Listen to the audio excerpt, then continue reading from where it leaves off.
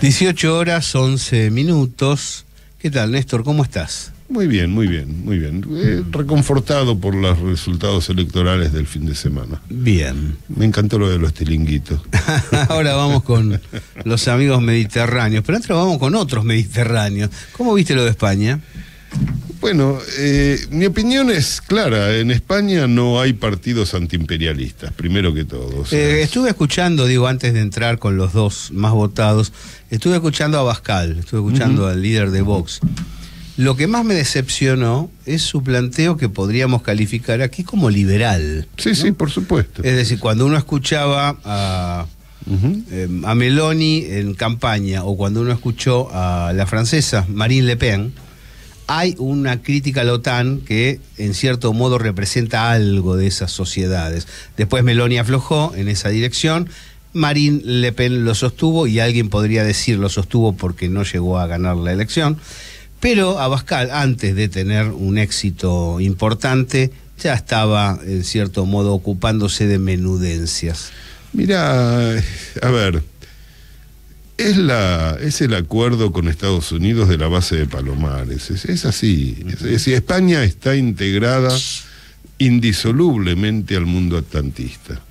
Y tiene una izquierda atlantista y una derecha atlantista, que cuando llega el momento de la verdad se nota quién es quién. Esta es la historia.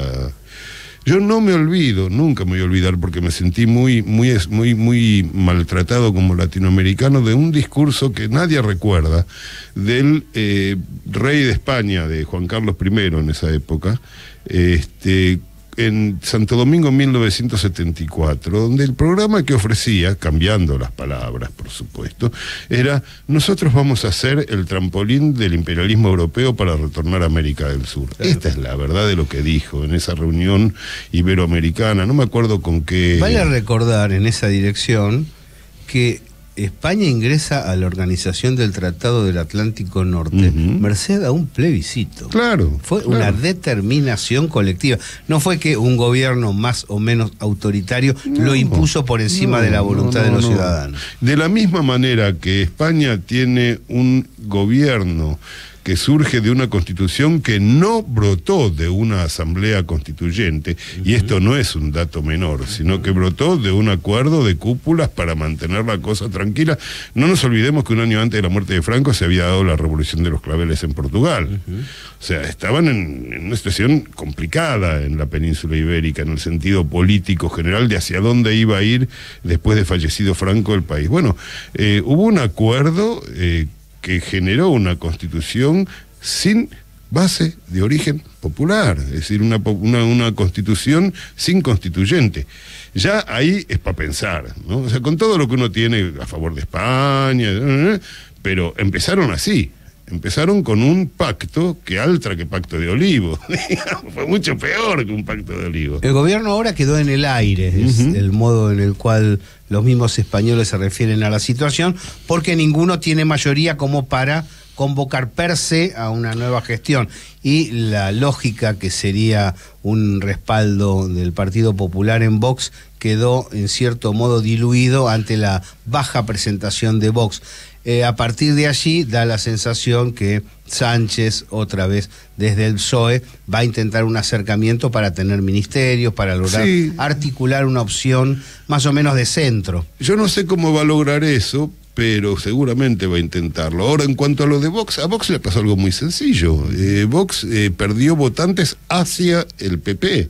Si uno mira los números de la elección anterior y de esta, los votantes que le faltan, o por lo menos no sé si los votantes, porque la relación entre voto y representación parlamentaria en España es más oscura que en la Argentina todavía, lo cual es mucho decir, ¿no? En un país donde sabemos que las representatividades están completamente desfasadas con la realidad. Pero la verdad es que Vox lo que hizo fue simplemente pasarle votos al Partido Popular, porque la posición de Vox fue una posición de alguna manera de seguidismo de ultraderecha a lo que realmente es la famosa derecha española, que nunca fue algo que difiriese de la derecha que apoyó en el 36 el alzamiento contra la República. Nunca fue otra cosa. Por supuesto, si yo tengo que elegir entre los que armaron el Pacto de la Moncloa y estos que hay ahora, bueno, sí, los otros eran más estadistas, pero es igual. Son varios los amigos que se comunicaron desde España para señalar, estamos muy contentos con el crecimiento del PSOE, ¿no? Del Partido Socialista Obrero Español en esta última instancia, después de ciertas dificultades previas para aquilatar votos. ¿Pensás que esa es una ilusión? ¿Pensás que no, yo creo que la política económica es un gesto popular por parte de muchos le han agradecido, yo creo que le han agradecido al PSOE que aumentó el empleo. Vos aumentás el empleo y si no tenés una oposición brutal desde adentro, ganas votos. Esto es así. En España pasó eso. El PSOE se las arregló para incrementar los datos de empleo y bueno, recibió el merecidamente escaso apoyo que tuvo. Fue una especie de... Hasta ahí. O sea, en ese sentido, la victoria en números del PP es una victoria pírrica, o sea, es una derrota pírrica en realidad. Mejor no hubiera sido esa batalla, eso es lo que uno tendría que decir. Ahí estuvo muy astuto de jugársela toda el PSOE, que dijo, bueno, vamos a las elecciones. Hay quilombo, vamos a las elecciones. Le salió bien. Ahora, ¿cuánto le va a durar? Yo creo que le va a durar poco, esta es mi opinión personal, porque la situación de la economía europea va a seguir yendo para abajo y España está íntimamente vinculada a esa economía. Justamente en las fuentes seguras, publicadas ayer por la noche, fuimos hacia el tema económico europeo a través de China, una determinación que está adoptando la República Popular China en derredor de sus recursos naturales. China ha resuelto empezar a limitar la exportación de tierras raras. Las tierras raras son 17 elementos periódicos que se encuentran en la naturaleza, mezcladas con otros metales, y el proceso de extracción ha sido perfeccionado, desplegado, optimizado por la ciencia china. Por los chinos. Esto creo que vale la pena señalarlo como incentivo a la inversión pública en investigación, en educación, en exploración, algo que los liberales argentinos y de cualquier lugar del mundo consideran gasto. Un gasto. Efectivamente, China, lo que pasa es que China pensó esto de un modo, yo diría, estratégico y a largo plazo, cosa que a un liberal preocupado con el corto plazo, porque esa es su gran preocupación siempre, le cuesta mucho lograr organizar y actuar. El Estado chino funcionó para...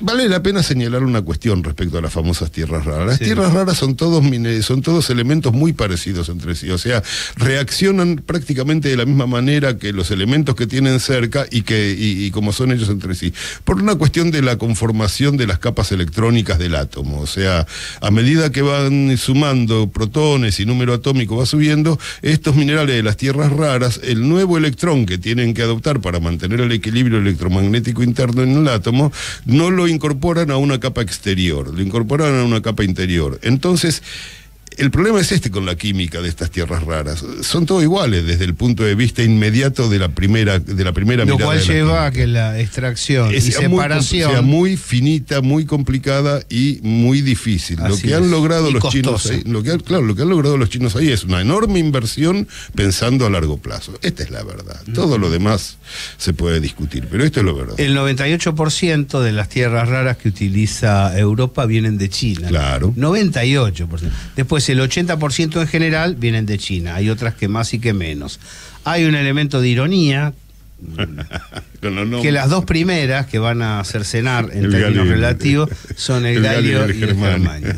Sí, es decir, el eje franco-alemán pierde hasta en el nombre. Las tierras raras. Hay que tener cuidado con eso, está bien, tenés razón. Pero es solo una ironía. No, pero esa ironía no deja de tener un elemento importante de verdad detrás. Y es que los chinos han tenido la astucia de jorobarles la vida, pero no demasiado. Es decir, la Comunidad Europea, la Unión Europea y Estados Unidos están en condiciones en 2 o 3 años de tener los mismos métodos que han desarrollado los chinos y quizás desarrollar algo mejor, pero tienen 2 o 3 años. Suecia dice 10, 15 años. Bueno, en Suecia son 10, 15 años, en efecto. ¿Quién sabe? Lo cierto es que pero se preguntará. Pero te interrumpo. Sí. En el caso del galio y el germanio específicamente, Suecia habla de las tierras raras en general, Sí.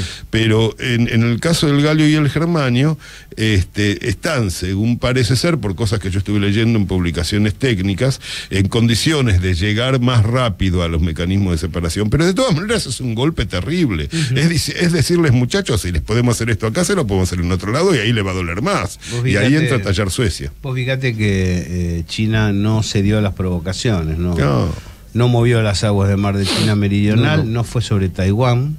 Muchos esperaban eso. Bueno, de hecho la provocación fue destinada a eso, pero la declararon enemigo sistémico y lo que hizo fue, esto es una fina acción diplomática internacional. Una respuesta elegante, una respuesta al mejor sentido, en el mejor sentido de la gran diplomacia. Yo miro, digamos, cómo se están moviendo Rusia y China y recuerdo las grandes jugadas diplomáticas europeas de fines del siglo XIX, principio del siglo XX, cuando todavía la diplomacia europea era la diplomacia. Es más, no podías ser diplomático si no hablabas francés, por ejemplo. Era la lengua de la diplomacia global. Bueno, todo eso no existe más. Ahora hay que hablar chino o ruso para tener esa misma percepción de las cosas. Exagero un poco, ¿no? Pero el estilo es el estilo de la vieja gran diplomacia europea que uno decía, da gusto que te colonicen estos hijos de puta, son realmente unos genios. Bueno, dejemos el da gusto. No, es admirable, o sea, no cualquiera hace lo que ellos hicieron, no lo hacen. Supongo que los que están escuchando se preguntarán, ¿y por qué? ¿Para qué sirven? Bueno, sirven para muchas cosas, pero entre otras cosas alimentan la inteligencia artificial y la computación cuántica. Claro, son es como, el impacto de las tierras raras en la nueva conformación y constitución industrial de los semiconductores es equivalente al de la comprensión y la incorporación del germanio como elemento importante en la electrónica. En realidad no habría electrónica sin germanio. Bueno, esto sucedió hace 60 años. Bueno, esto que está pasando ahora es un salto de la misma dimensión que pasar de las válvulas a los transistores. Y los chinos tienen la manija. Claro. Ahí está la otra pulseada internacional que se despliega como trasfondo, ¿no?, de este debate. Esto pasó hace ya el año pasado, donde frente a las sanciones dispuestas por el atlantismo y por el bloque anglosajón, que representa el capital financiero, China respondió en la Iniciativa de Desarrollo Global, cuando habló Xi Jinping, que con la competencia no iban a ningún lado, pero no por una cuestión solo de filosofía, sino porque se ha llegado a un nivel tecnológico donde productos como los semiconductores solo pueden elaborarse de común acuerdo entre varios estados. Exactamente. Hay una cooperación propuesta por China en detrimento de la competencia. Hay una integración estructural que China quiere transformar en cooperación consensuada y consciente. Sí. Esta es la cuestión. Y bueno, anda a hablarle a un usurero de cooperación, loco. No, eso no existe. No está en su cabeza. Entonces, ahí es donde China arrancamos con el largo plazo, las inversiones en investigación, todo eso no es parte, ¿no? Y sí la traslación de recursos de la zona productiva de la sociedad a la zona rentística. Exactamente. Lo que nosotros, la gente que está escuchando lo comprenderá rápidamente, planes de ajuste, canalización de recursos de determinadas inversiones que están relacionadas con el beneficio social hacia el salvataje de las entidades crediticias que se han demostrado ruinosas y deficitarias. Efectivamente. Es muy trágico, pero es así. Digo es muy trágico porque en una sociedad capitalista, digamos, avanzada, completa, integrada, moderna, con el alcance global, la verdad es que las finanzas son, en último análisis, pero son el planificador en última instancia. Y si el planificador de última instancia se preocupa únicamente por el problema de la inmediatez de la ganancia de una acción, ¿cómo haces para conjugar ambas cosas? Jaureche, el que maneja el crédito maneja la producción, porque también es dónde pones la plata, dónde va el crédito. Exactamente, bueno, eso lo puede hacer una economía donde el Estado tiene un rol directriz importante. Digo, en el caso de China es mucho más que importante, importante es poco. La banca en China es del Estado y cumple órdenes del Partido Comunista. Y permite la acción privada, hay ahí un crecimiento, podríamos decir, en la inteligencia a la hora de elaborar la economía concreta. Es decir, en este momento hay empresas privadas en China que están buscando y separando tierras raras. Sí, por supuesto. Lo que no pueden hacer es superar el 10% de la producción, porque China se guarda para sí el control del eje. Claro, ese es el secreto de toda la cuestión. Y además digo, empresas privadas e incluso empresas extranjeras imperialistas están extrayendo. Pero tienen el límite que, de alguna manera la idea es, tenés todo el derecho del mundo a querer hacerte rico. Yo te lo respeto. Claro. Pero vos tenés que respetar la necesidad de... No a costa de nuestra nación. Claro, el enriquecimiento en general de la nación, que es algo que ya sabía nada menos que Adam Smith. Adam Smith decía, ¿en qué se diferencia Holanda de la China? La China es un país muy rico, estamos hablando del siglo XVIII, y Holanda es una nación muy rica. ¿Cuál es la diferencia entre el país rico y la nación rica? Que la riqueza está distribuida de acuerdo a las necesidades de crecimiento de la nación en su conjunto y no de los poquitos que tienen la propiedad de las riquezas. Este es el secreto, insisto, Adam Smith. Adam Smith. Para cerrar el primer bloque, tema internacional, hemos recibido bastantes informaciones acerca de la situación en Ucrania, ¿no? Da la sensación de cierto estancamiento, una especie de trabazón, y que, por un lado, Rusia esperaba algún desarrollo previo, un poco más acelerado, y la OTAN desea un desarrollo mucho más extendido de la guerra. Y están chocando esos dos objetivos. No sé si tenés información acerca de los últimos pasos de que va pasando, lo que va sucediendo en el territorio de combate. Yo no he mirado en detalle, pero diría que la idea de estancamiento es una idea que quieren imponer los negociadores desde Occidente para ocultar que han sido derrotados. Vos decís que ya está. Yo creo que al no poder llegar a las costas del Mar Negro, la contraofensiva se ha visto derrotada. Las fuerzas de defensa instaladas, de defensa territorial, de primera, segunda, tercera línea de defensa que ha instalado Rusia en la frontera, digamos, móvil, por supuesto, porque están en guerra, del lado ruso del Donbass, en el Donbass, son impasables, salvo que se recurra a cuestiones que te llevan a la guerra nuclear. Y los rusos lo han manejado con mucha seriedad. Esto llevaría a una partición inevitable del territorio ucraniano. Kiev frente al Donbass, ¿no? Si la situación, ni siquiera estoy seguro por Kiev. Si la situación se prolonga, es decir, si los deseos de los estrategas de Estados Unidos se mantienen, creo que va a ser más grave aún. Creo que pueden llegar a suceder cosas. Es decir, creo que Ucrania va a desaparecer. Por lo menos lo que conocimos como Ucrania en los últimos 50 años. Creo que va a desaparecer. Va a haber un Donbass que va a llegar hasta Odessa, una nueva Rusia, digamos la vieja Novorossia de los zares, va a llegar a trabajar junto con Rusia. Yo no sé si se incorporará Odessa a la Federación Rusa, aunque estoy 100% seguro, y he visto videos caseros de gente festejando y celebrando los ataques contra las unidades militares de Odessa, de residentes de Odessa. Digamos que obviamente estos videos los distribuyen los rusos, no los distribuyen los ucranianos, pero existen realmente, son videos caseros. Igual me preocupa la extensión del conflicto. No, es malo para todos. No solo humanamente, que por supuesto siempre es malo toda para la guerra todos. Conflictiva, pero tal vez se ha extendido más de lo necesario.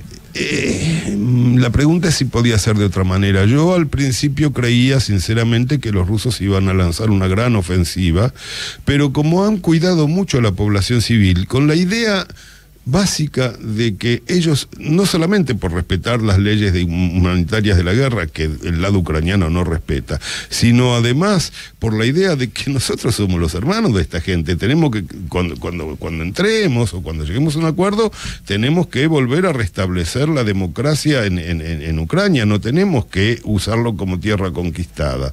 Bueno, esto se ha roto. Y los rusos no previeron que se rompiera. Y se rompió por muchos motivos que sería, chau, nos come el programa explicarlos. Pero creo que concretamente lo que sí creo es que no hay estancamiento, hay derrota. Hay una derrota que puede durar meses, pero hay una derrota. Por lo pronto, han sido conminadas las naciones europeas a volcar todo el presupuesto sobre la defensa y el armamento. Y esto, después de la falta de combustible, después de la restricción de China como principal comprador externo, lo que estamos hablando de las tierras raras le genera un nuevo impacto económico, sobre todo referido a la industria armamentística, pero claro, que se nutre de modo vasto y potente de esos minerales. La seguimos después de la pausa.